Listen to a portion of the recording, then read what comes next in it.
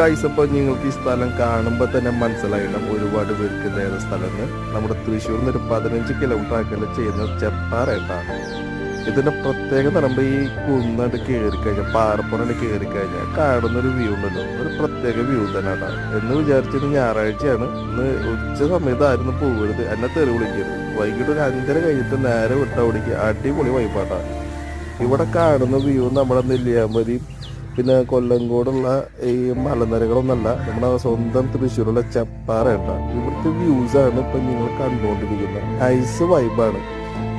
അപ്പോൾ നിങ്ങൾ ആദ്യമായിട്ട് കാണുകയാണെങ്കിൽ എന്തായാലും വിട്ടോ, ഒന്നും നോക്കണ്ട.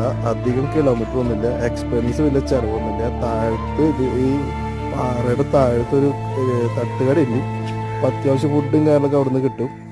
പിന്നെ കണ്ടു കഴിഞ്ഞിട്ട് നിങ്ങളുടെ അഭിപ്രായങ്ങളും കാര്യങ്ങളൊക്കെ അറിയിച്ചോളൂ, കമൻറ്റ് ചെയ്തോളൂ. അപ്പോൾ ബായ്.